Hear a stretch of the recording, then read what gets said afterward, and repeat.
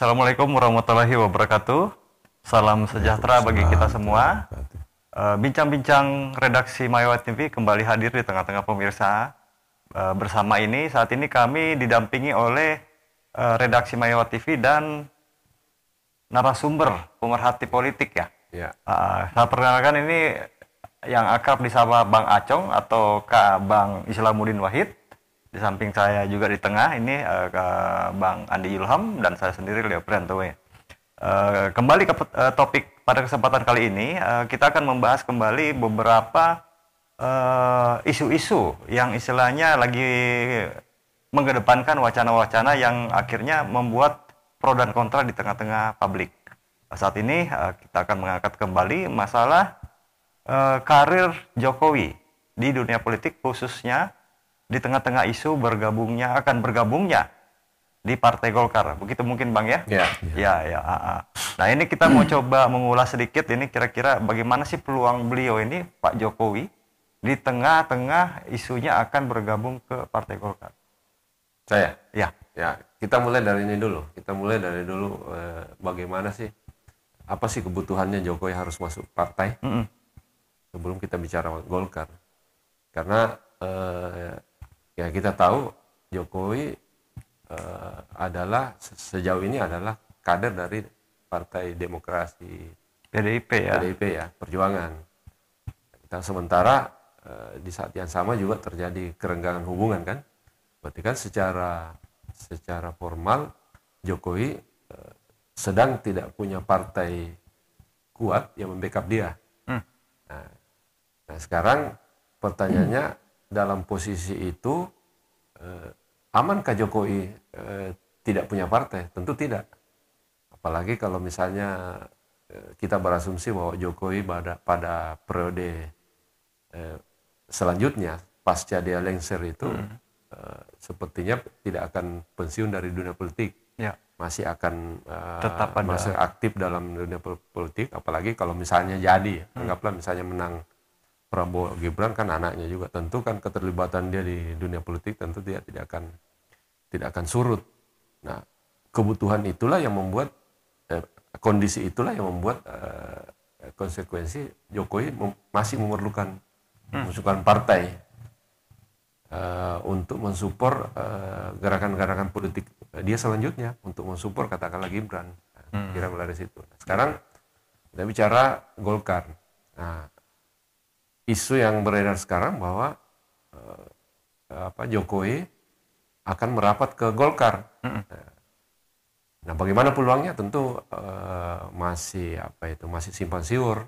Sebab kan tentu tidak mudah. Tentu tidak mudah. Kenapa? Kalau bergabung ke Golkar banyak hal yang mesti diperhitungkan. Salah satunya adalah soal keberadaan Golkar itu sendiri. Berbeda dengan partai-partai lain yang kalau Golkar kan kita tahu ya dia manajemennya modern ya, tidak bukan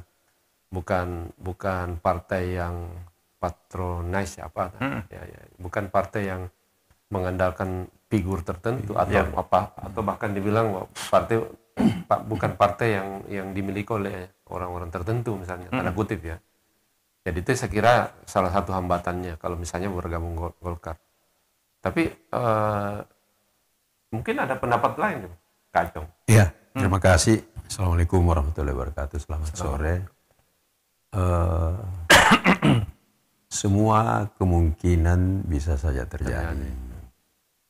Persoalannya apakah Jokowi eksis merapat ke Golkar itu, saya kira Golkar juga pasti perlu pertimbangan. Dan jangan lupa anggaran dasar, anggaran rumah tangga ini mesti dirombak kembali.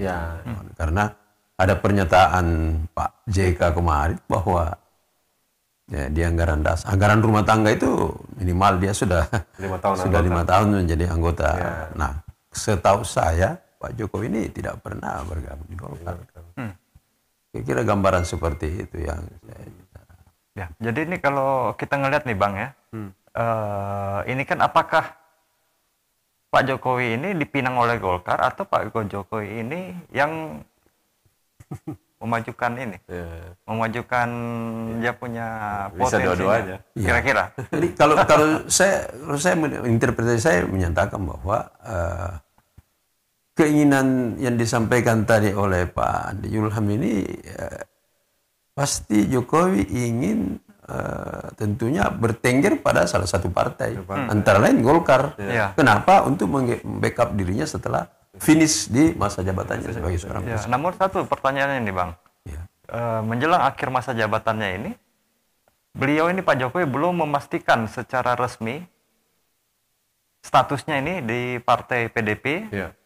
Dan partai Golkar pun belum sebenarnya, baru diisukan belum. Ini belum. Apa pertimbangannya nih? Belum. Mestinya kan kenapa belum sebagai partai yang mendukung beliau sejak awal mulai dari pencalonan bupati, wali kota Solo, gubernur DKI, sampai ke presiden periode pertama dan kedua. Itu melalui kendaraan PDIP. Nggak menutup mata di situ. Kalau dari sisi etika harusnya dia tetap di PDIP. Tetap dia PDIP sampai detik ini. Karena belum ada pernyataan yang disampaikan secara resmi oleh Jokowi sendiri, dan juga PDIP juga tidak pernah memecat tentunya Jokowi selaku kader PDIP itu sendiri. Artinya kan kalau bicara soal ideal harusnya di PDIP. Karena posisinya di situ. Problemnya sekarang faktanya sudah terjadi perpecahan. Tanda kutip ya. Perpecahan yang sudah tidak mungkin sepertinya tidak mungkin diobati lagi. Ya mau enggak mau, ya dia mesti ada alternatif. Cari partai. Pertanyaannya partai mana? Ya kira-kira begitu. Jadi kan yang tidak bisa ditutupi bahwa sebenarnya Jokowi ada partai PSI, tapi kan PSI kan tidak lolos. Kalau tidak lolos partai artinya jauh lah. Thresholdnya tidak mencapai. Kalaupun lolos juga pasti minimal dan tidak akan bisa memenuhi harapan-harapan tadi melindungi ya. Nah, ini kalau kita menilik sejarah ya, bukan sejarah sih, kejadian tahun lalu, kan terendus di situ bahwa perpecahan itu bukan perpecahan, renggangnya hubungan Jokowi dan PDIP itu bermula pada saat ulang tahun PDIP yang tahun lalu. Antara lain. Sementara mungkin pada saat itu kan kita asumsikan bahwa Pak Jokowi ini untuk langkah politik ke depannya ini ternyata sudah punya ancang-ancang ya. Sebenarnya begitu. Khususnya untuk Pilpres. Sebelum juga berancang-ancang ke Golkar, saya pikir itu langkah-langkah yang dilakukan oleh Muldoko kemarin. Itu salah satu saya kira arahnya ke situ karena seorang Muldoko bergabung. Tidak mungkin dia jalan di kementerian mungkin pasti ada skenario di situ. Ada skenario. Bahkan di situlah hebatnya Demokrat saat itu. Dia bisa selamat dari cengkeraman ini ya. Cengkeraman karena arahnya, moralnya pasti ke situ tadinya. Jadi betul nyambung Kajong tadi bahwa sebenarnya mereka mempersiapkan diri untuk tidak di PDIP ini sebenarnya sudah banyak skenario. Tapi sekali lagi skenario juga beberapa juga gagal. Salah satu tadi di Tenggarai ya. Tenggarai itu adalah soal Muldoko. Soal Muldoko yang tanda kutip upaya pembegalan Demokrat. Satu skenario pertama. Skenario kedua adalah dia siapkan skoci dalam ini PSI. Tapi kan gagal di Demokrat, dia mau mencoba di PSI juga kan. Semuanya bahkan mungkin PSI lebih duluan. Lebih duluan. Awalnya. Cuma kan PSI ini kan tidak maju-maju ceritanya. Artinya tidak maju-maju pengertian tidak memenuhi harapan dia. Karena kan dia harus bisa membackup Jokowi secara politis kan, khususnya di Senayan. Sementara ada faktor lain, Gerindra rupanya juga kita tidak tahu kenapa, mungkin perlu analisa nih. Kenapa kenapa bukan ke Gerindra? Padahal kan dia mensupport Gerindra dalam ini menyantolkan anaknya ke Prabowo. Tapi kenapa bukan Gerindra yang dia apakah Prabowo? Ini pertanyaan juga ya. Apakah karena memang Prabowo yang tidak ingin mengakomodasi Jokowi atau Atau ada hal lain? Saya melihat Gerindra itu kuat. Jadi kalau misalnya kalau dia benang, di dalam itu benang yang erat yang tidak bisa diurai kembali, melepaskan ikatan-ikatan itu. Artinya tidak bisa tembus. Peluang, jadi melihat peluang tidak ada ke situ, dia mencoba untuk masuk ke PSI. Dan jangan lupa, kalau misalnya diupayakan maksimal untuk bergabung ke Golkar, Pak Jokowi ini tentu hal yang panjang, tidak diselesaikan di Mahkamah Konstitusi. Itu harus di Munas. Nah, kita punya kader-kader Golkar di Indonesia luar biasa. Sekian puluh tahun mereka berpolitik di negara Republik Indonesia ini. Jadi tidak semudah itu saya kira. Tidak instan ya. Tidak, tapi ada juga analisa begini. Ya. Keinginan Jokowi untuk bergabung di Golkar bukan ujuk-ujuk dari sekarang. Sekarang kan isunya kan sekarang ini. Seolah-olah ini baru mencuat. Banyak yang menganalisa sebenarnya perolehan suara Golkar yang cukup mencengangkan kemarin, ini tidak lepas dari keinginannya, strategi yang disiapkan memang oleh Jokowi. Karena kan betapa tidak kan Prabowo di Gerindra kan dia mensupport Prabowo. Tapi kok malah partai Golkar yang naik. Partai Golkar yang naik. Jadi kan orang boleh dong orang mencurigai bahwa ini memang itu by design untuk mengangkat suara Golkar. Kalau suara Golkar naik dengan desain, berarti kan boleh dibilang bahwa Jokowi memang menyiapkan diri untuk masuk ke situ. Ini di tengah-tengah kontra ya Bang ya. Di tengah-tengah kontra ini kan istilahnya cukup menimbulkan respon dari beberapa tokoh ya. Salah satunya itu yang hingga wacana untuk dimediasinya ini Pak Jokowi dengan pihak PDIP. Nah ini kan kalau kita melihat ya, berarti ini ada gerakan ya di sini, ada gerakan. Apakah gerakan di sini gerakan kebangsaan atau gerakan memang ada bargaining di tengah-tengah sehingga harus dimediasi oleh pihak tertentu antara Jokowi dan PDIP ini? Itu kan ada hal lain lagi. Jokowi PDIP itu kan mungkin terkait soal hak angket. Jadi kan karena kalau dari berdasarkan semua analisa yang terpampang di publik ya agak sulit, hampir mustahil lah Jokowi dengan PDIP karena kan apalagi dengan hasil Pilpres dan Pileg yang kemarin kan. Ya kalaupun harus bertemu saya kira lebih ke hal-hal praktis jangka pendek. Soal angket ya soal karena kan ini angket juga akan membahayakan bagi Jokowi. Ya tentu dia akan cari jalan lain dan ini kembali yang saya bilang tadi. Saya rasa bukan ujuk-ujuk ini saya rasa. Kayak ini by design. Dia di satu sisi dia mengangkat Prabowo sebagai pemenang, tapi di saat yang sama di sisi lain dia memenangkan tanda kutip ya, memenangkan Golkar. Karena kan tidak mungkin. Biasanya kan kalau Pilpres itu kacau itu kan presiden sama partainya biasanya linear. Jadi kalau partainya A, capresnya B, biasanya sejalan. Partainya dapat capresnya dapat 50%, ya minimal partainya 30 Jadi kalau kita ngamati ini istilahnya ya Pak, ini Pak Jokowi ini ibarat di tengah-tengah dalam keadaan kebingungan ya. Ini maksudnya begini, dimediasi ke PDIP kecil kemungkinan. Di Golkar sendiri ada SOP, ada kaderisasi yang bermain di situ ketika seorang kader akan maju ke tingkat yang lebih tinggi. Nah ini kan persoalannya Mbak, ibarat makan buah si malakama ini. Kalau SOP kan, kalau saya lihat, kalau SOP kan kacau ini kan sudah ada. Jokowi ini sudah ada pernyataan dari siapa namanya? Idrus Marham ya. Oh iya, ADRT bisa dirubah ya. Saya kira tidak masalah. Ya, MK bisa dirubah apalagi ADRT. Tapi itu mesti melalui musyawarah. Ya, kan tergantung suara anggota Golkar di situ. Jadi tidak bisa Ketua Umum Erlangga tidak bisa. Karena kalau salah-salah ketum melakukan itu tidak mekanisme, tentu akan dilakukan lagi munaslup. Artinya tergantung peserta. Iya, karena semua punya power. Seperti apa yang saya katakan di Golkar ini, disitulah kalau orang Makassar bilang, orang Bugis bilang, datoknya politikus. Politik ada di situ. Ada di situ. Dan memang kita akui itu. Ini saja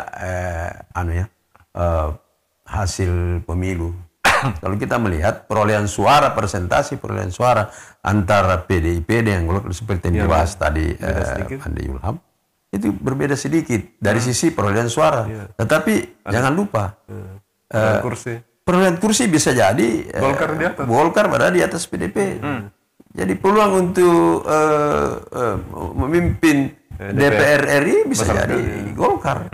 Bisa jadi Golkar karena perolehan kursi. Begitu analisanya ke situ. Bukan persentase perolehan suara yang dihitung di dalam pemilihan kursi ketua DPR RI itu, tetapi persentase kursi. Saya kira itu ya. Dan itu kalau itu betul, berarti kan memang perencanaan dari awal menyiapkan diri untuk katalah gini, gampangnya begini. Prabowo di satu sisi dia menaikkan Jokowi di satu sisi menaikkan Prabowo, tapi di sisi saya dia menaikkan Golkar untuk sebagai ketua DPR. Dia sudah pegang presiden, dia sudah pegang DPR kan, secara teori aman ya. Secara teori, tapi kan prakteknya kan, Kalau saya punya analisa, Pak Jokowi ini belum sepenuhnya ada keinginan masuk di beberapa di partai-partai yang tentunya partai besar seperti misalnya Golkar. Tetapi Pak Jokowi ini baru memancing dirinya untuk mau mendengar bagaimana tanggapan, respon daripada para kader-kader Golkar ini. Bisa jadi begitu. Iya. Setelah itu lalu masalahnya sekarang kalau kita coba analisa dari semua sisi, yang paling mungkin memang Golkar karena dia yang berpeluang jadi ketua DPR kan. Jadi pemenang terbanyak. Ya problemnya adalah internal Golkar, apakah mereka siap menerima kan? Karena kan belum apa-apa sudah silang pendapat ini. Antara senior Golkar. Golkar kan bisa jadi pecah ini. Kalau tidak hati. Sinilah. Ini kalau kita analisa juga Bang, ini kan menjelang di penghujung masa jabatannya, Jokowi ini dalam kondisi pernah diwawancarai oleh salah satu media massa yang mengatakan bahwa setelah selesai dari jabatan ya akan kembali ke Solo.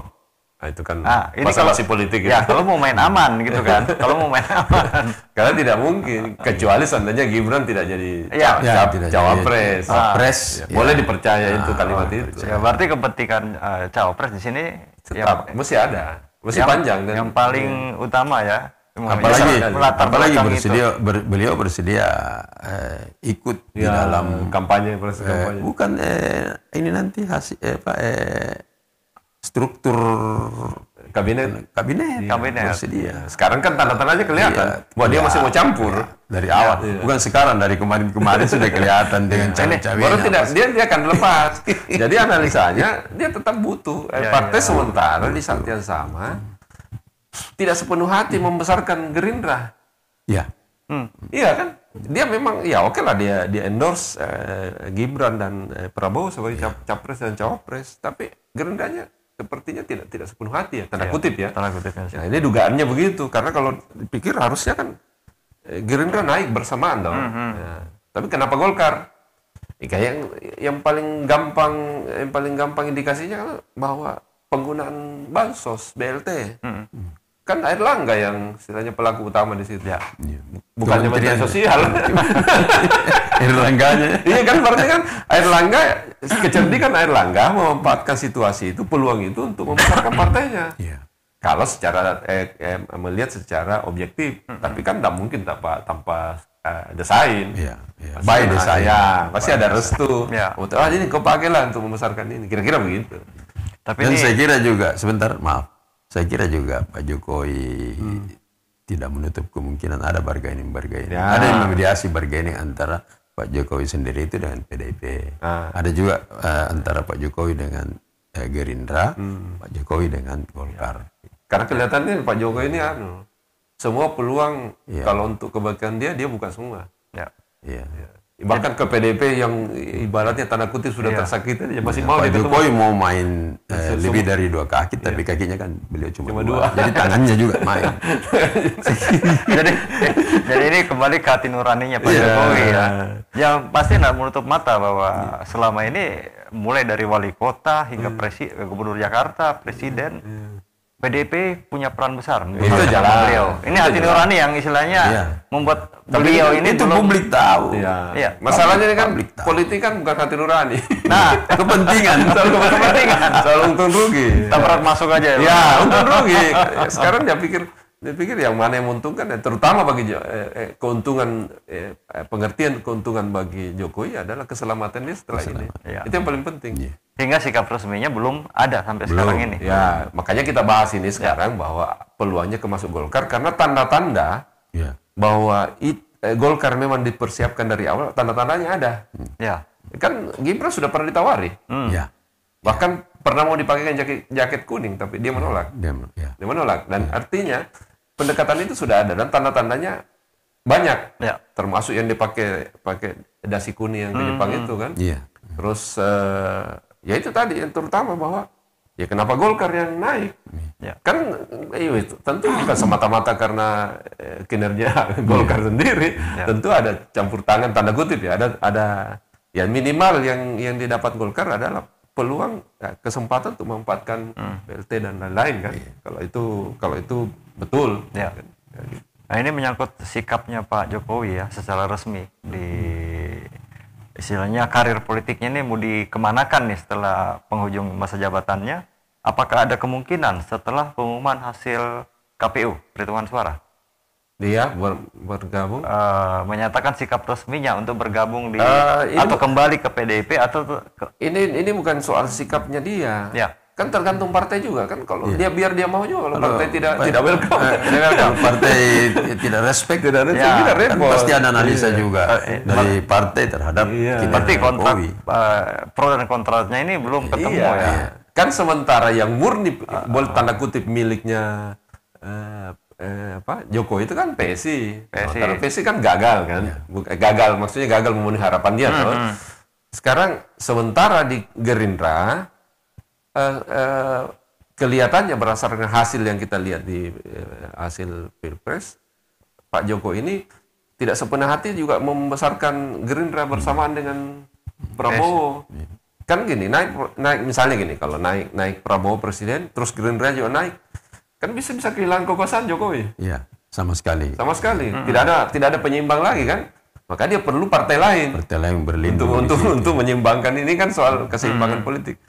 Kan ini ada filosofi begini, filosofi yang sering dipakai itu jangan menaruh telur dari satu keranjang. Jadi kelihatannya ini Jokowi pakai itu. Dia taruh kekuasaan ke sini, dia bagi kekuasaan lain supaya dia masih bisa kendalikan. Ibaratnya kalau salah satu telur di keranjang ini pecah, masih ada jatuh ini keranjang. masih ada telur lain. Mungkin begitu. Begitu. Ya pakai itu filosofi itu. Ini soalnya dari segi itu ya cerdas nih Jokowi dari politik. Tinggal kita melihat peluangnya sekarang. Nah, sekarang mungkin bisa kita bahas sejauh mana untung ruginya Golkar kalau menerima Jokowi masuk. Kita melihat bagaimana kacau kira-kira. Saya kira analisa ini tetap menjadi tugasnya para pakar politik petinggi Golkar itu sendiri. Elit politik dari Golkar. Kemarin saya ketemu Pak Idrus, beliau menyampaikan bahwa ya semua peluang bisa jadi, tapi tunggu dulu. Kita kan juga saya tidak sendiri di Golkar. Meskipun saya menginginkan beliau Pak Jokowi di Golkar, tapi ada teman-teman lain saya kira. Bagus. Bahasa ngeles. Saya tertarik juga. Simpati juga pernyataan Pak Idrus. Kan Pak Idrus kan membuka peluang. Soal jadi atau tidak kan tergantung para petinggi Golkar kan. Kan kalau soal jadi masuknya di Golkar kan orang Golkar tentu bertanya untung ruginya apa. Ya kan? Kalau Pak JK tentu karena dia orang Bugis Makassar, tidak ada namanya. Pokoknya sirik na pace, ya tompi na doang. Itu kalau Pak Jokowi. Dia ngomong apa adanya. Pak JK. Benar, Pak JK. Dia ngomong, ya begitu, terserah. Nanti supaya teman-teman bisa menganalisa apa yang disampaikan oleh Pak JK itu sendiri. Dan penyampaiannya Pak Idrus juga benar juga. Ya, kan dibahas di RT. Kan ada di RT. Ada RT kan bisa dulu. Silakan, semua bisa. Nanti munaslup lagi nih. Semua tidak Kan Golkar ini tidak ada penguasa mutlak kalau di Golkar. Tidak ada. Ya ada. Bahkan Bu Rizal pun ketua umum habis terpilih saya bisa dimunaslupkan kan. Betul. Jadi ya salah satu partai yang paling sering munaslup ya Golkar. Nah, sekarang pertanyaannya, kalau Jokowi bergabung, apakah Jokowi ini diuntungkan? Kan juga belum tentu diuntungkan. Iya. Atau apakah juga Golkar diuntungkan? Kan dua pihak gitu kan. Bersimbiosis kan.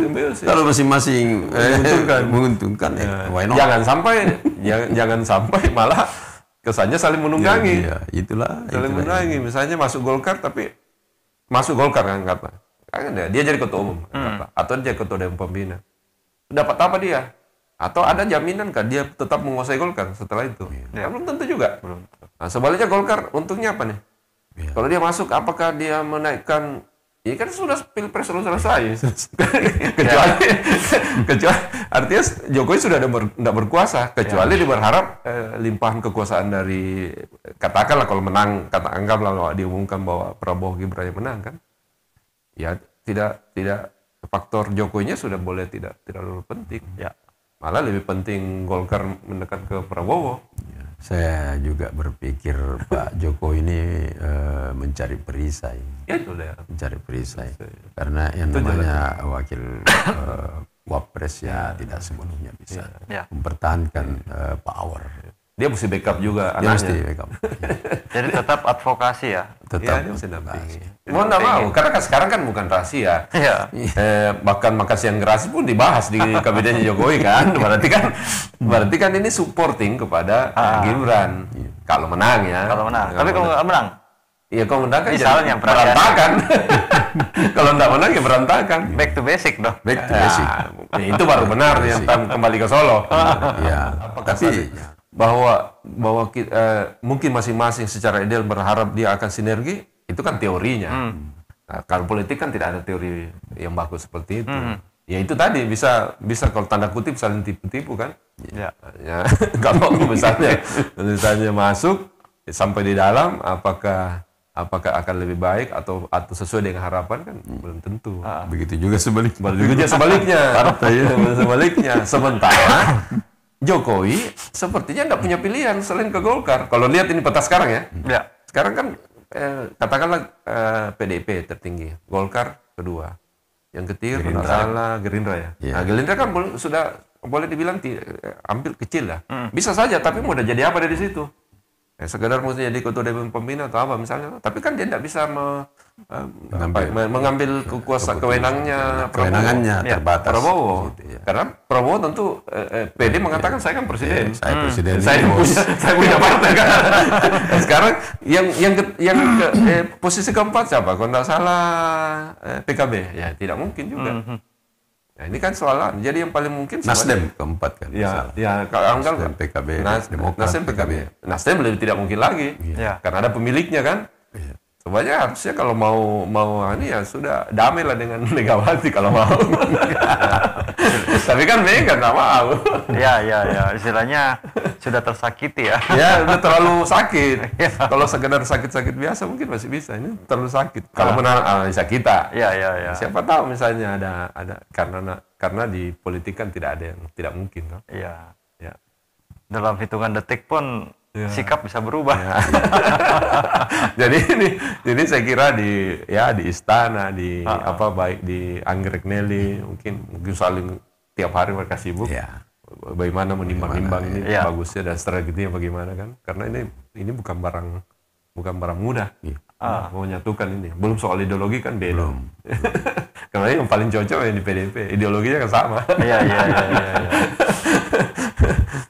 Istilahnya langkah-langkah mediasi pun kalaupun mau kembali ke mediasi kan konteksnya kan tanda kutip nih. Ya, mediasi itu kan itu cara. Sebenarnya yang penting adalah kesamaan visi dulu. Ya. Kesamaan visi. Kalau sudah visi, mediasi gampang. Sama dengan Golkar. Kesamaan visi dulu, apa mau jadi apa? Golkar dapat apa, Jokowi dapat apa? Baru dimediasi, gampang. Yang jadi masalah kalau dari visi mereka sudah beda. Bargaining tadi. Visi itu kan di dalamnya ada bargaining. Ya, saya dapat apa, saya untung apa, saya lakukan. Sekarang ya melihat peluangnya itu tadi saya bilang. Sebenarnya kalau mau yang ideal jadi PDIP, kembali ke PDIP, tapi kan tidak mungkin. Sekarang tinggal Golkar. Pertanyaannya, apakah Golkar mau kasih kekuasaan sepenuhnya? Kan tidak mungkin juga. Tidak. Misalnya gelondongan ya. Oke, masuk Jokowi, tapi semua atas kekuasaan Jokowi. Kan tentu lalu kan tidak mau. Iya. Sebaliknya Jokowi masuk ke situ kalau tidak dikasih kekuasaan penuh juga mungkin juga tidak mau. Sulit juga kalau Pak Prabowo jadi presiden, tentu kan banyak yang antri di belakang beliau. Jadi ini silang sengkarut ini dunia politik ini. Jadi tidak ada di teorinya kali ya. Di jajaran eksekutif itu kan ya kalau kan sudah jelas anggota DPR RI, tapi jabatan-jabatan eksekutif itu seperti apa namanya menteri apa itu kan Pak Prabowo juga sudah punya teman yang sudah sudah siap-siap sangat dia punya tim juga. Misalnya kayak gini, ini harus diakomodir dulu karena ini sudah 3 periode beliau ini berjuang, baru kali ini masuk. Misalnya gini, dia deal sama Golkar. Golkar bilang oke, enggak mau masuk, saya dapat sekian menteri.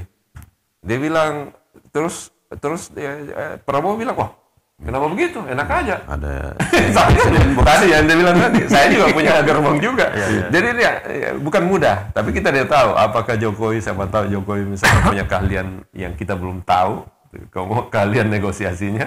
Ya, kita tidak tahu ya apa yang terjadi karena itu tadi politik ya dinamis dan tidak ada yang tidak mungkin kalau di politik. Ya, saya kira itu. Ya, ini saya ingat pepatah Perancis tentang politik.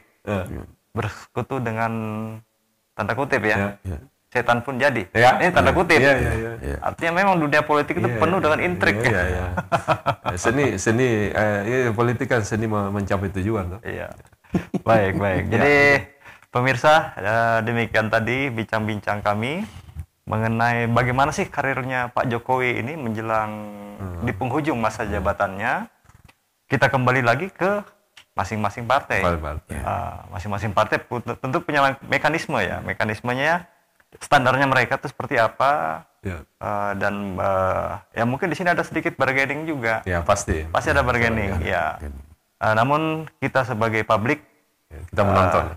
Kita bisa jadi penonton yang baik lah untuk ini. Karena ke depan ini pasti seru ini. Kita nikmati saja spell berikutnya bagaimana, kita nggak tahu. Tapi yang jelas akan tetap hangat. Demikian bincang-bincang redaksi kami.